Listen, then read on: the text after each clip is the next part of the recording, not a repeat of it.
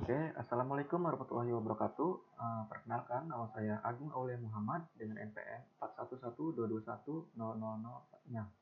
Jadi, pada kesempatan kali ini, saya akan mempresentasikan laporan akhir dari kegiatan magang Merdeka, Belajar Kampus Merdeka, MBKM saya, eh, yang selama 4 bulan, terhitung dari 17 Oktober 2025 hingga 13 Februari 2026.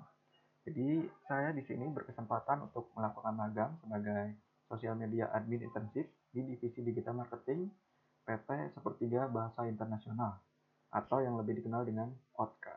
Seperti itu. Oke, jadi untuk sejarah singkatnya, jadi sedikit mengenai tempat magang saya ini.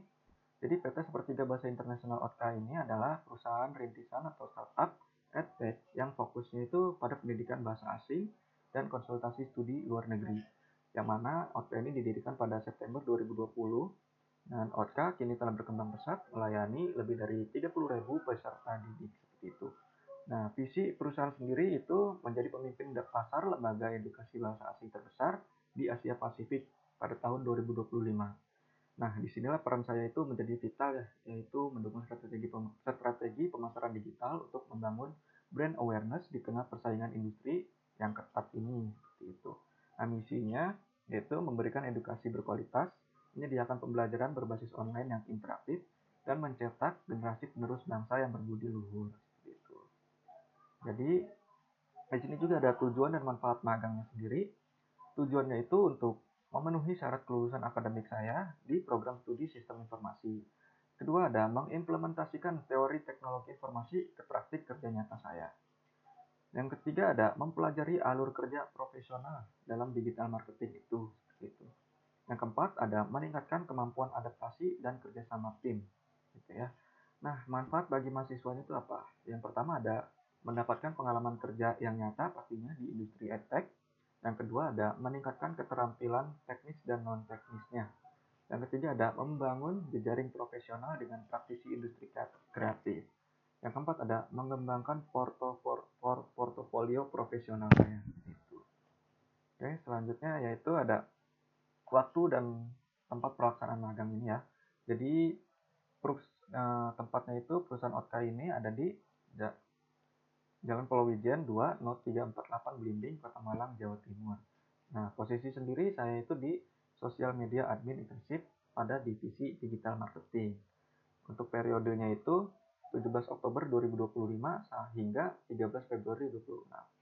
Yang mana sistem kerjanya itu hybrid atau remote ya. Oke, selanjutnya, jadi di realisasi kegiatan magang saya terbagi menjadi 4 fase utama selama 4 bulan pelaksanaannya itu. Jadi ada 4 pilar yang mana ini tuh menjadi tanggung jawab saya.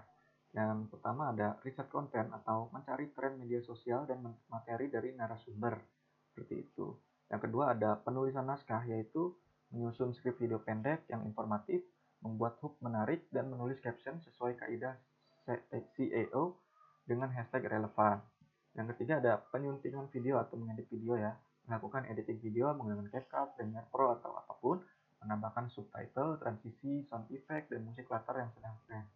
Dan keempat ada manajemen media sosialnya, yaitu menjadwalkan penayangan konten, melakukan interaksi dengan audiens, dan juga membuat laporan kinerja mingguan. Seperti itu ya. Nah, di sini juga ada realisasi kegiatannya, yaitu ada bulan pertama pada bulan Oktober itu, yaitu ada adaptasi. Fokus utama adalah onboarding dan memahami budaya kerja. Proyek pertama saya adalah seri konten pilot senior bersama Cap Hanafi Keherlin. Di sini saya itu belajar meriset pentingnya bahasa asing di dunia penerbangan dan mengemasnya jadi video motivasi karir. Ya.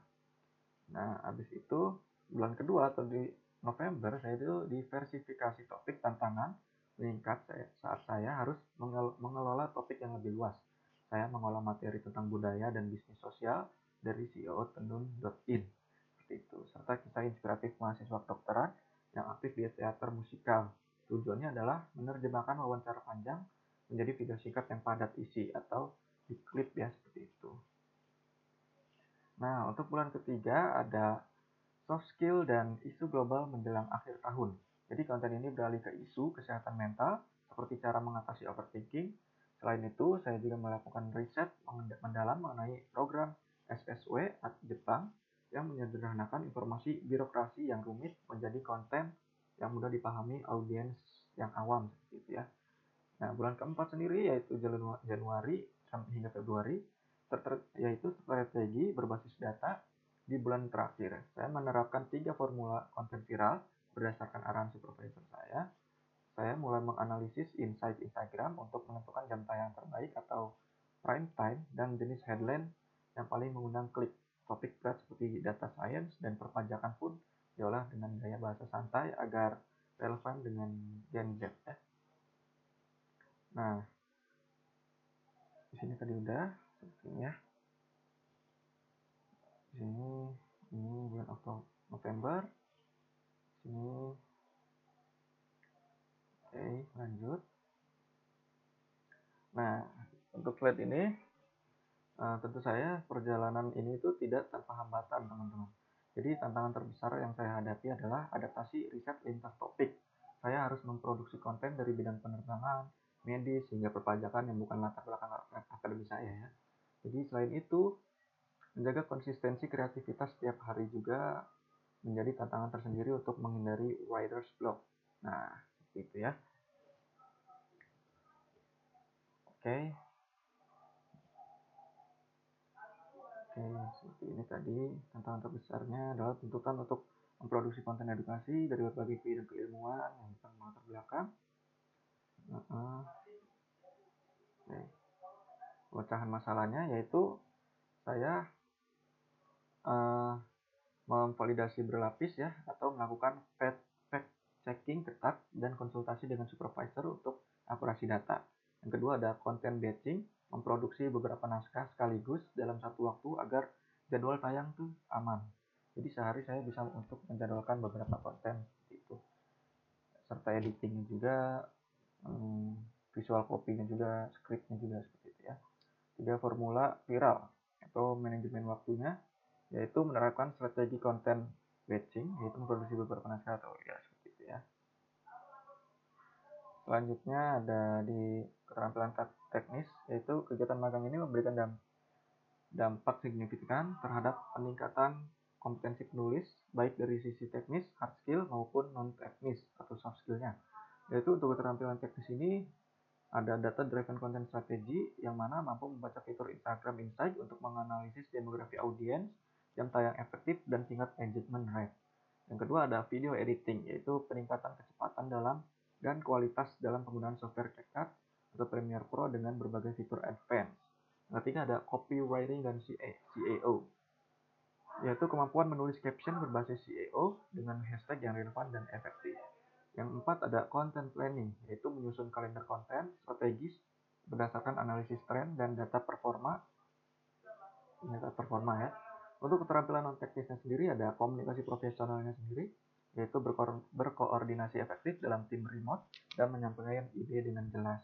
Yang kedua ada berpikir kritis, yaitu menganalisis mengapa konten berhasil viral atau gagal dan mencari solusi yang kreatif.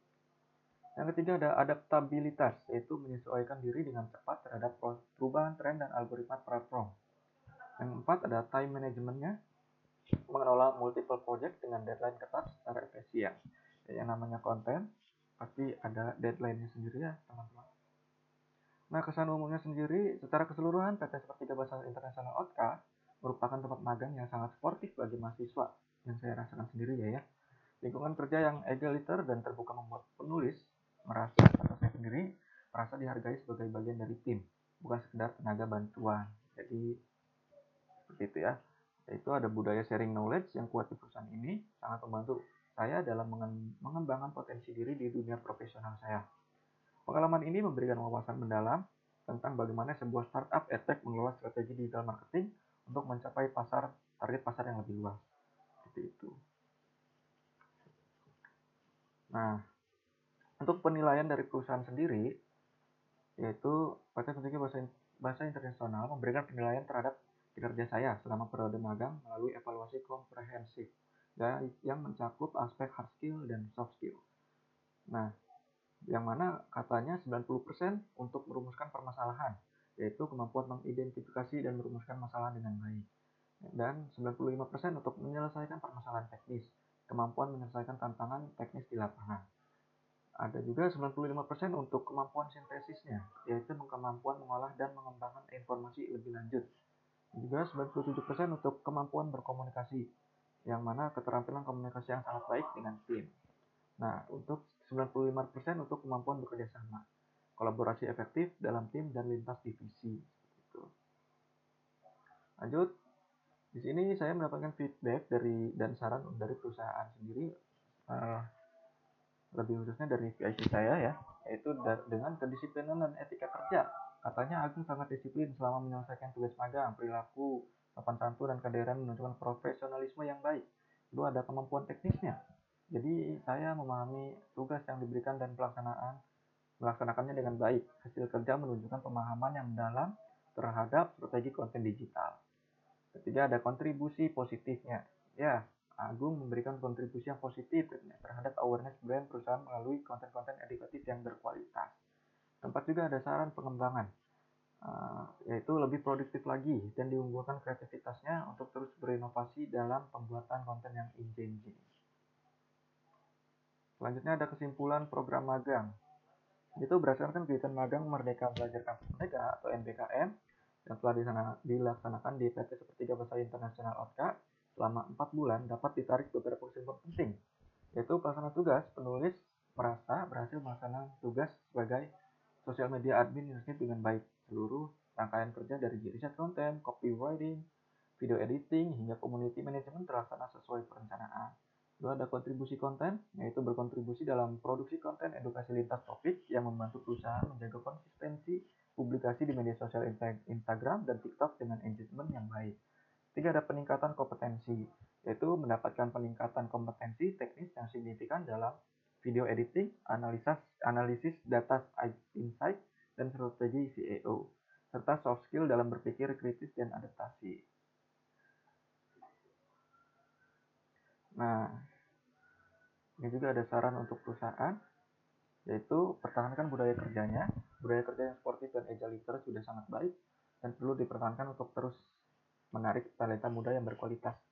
Kedua, ada briefing teknis mendalam. Jadi disarankan untuk menyediakan sesi briefing teknis yang lebih mendalam, khususnya saat menugaskan konten dengan topik spesialis, agar akurasi data lebih terjamin dan waktu riset lebih efisien.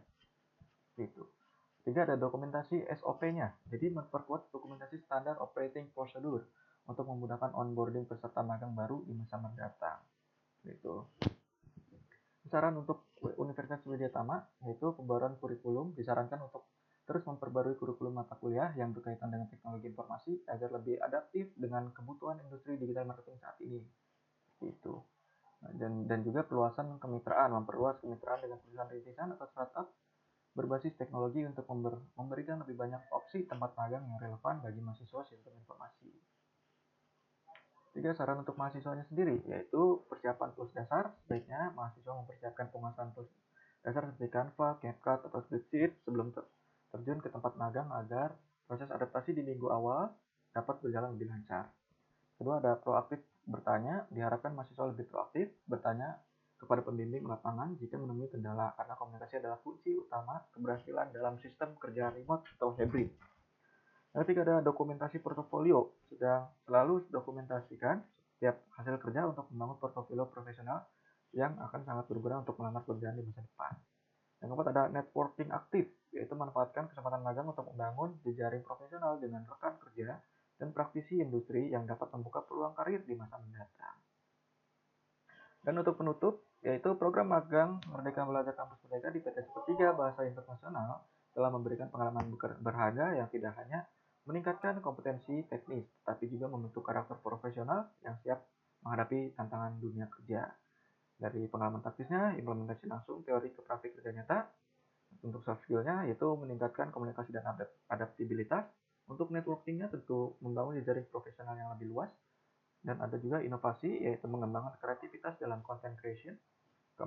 Kelima ada analisis data, yaitu kemampuan membaca dan menganalisis metrik digital. Jadi terima kasih kepada PT Sepertiga Bahasa Internasional OTKA, Universitas Widya Tama, dan juga semua pihak yang telah mendukung pelaksanaan program magang ini.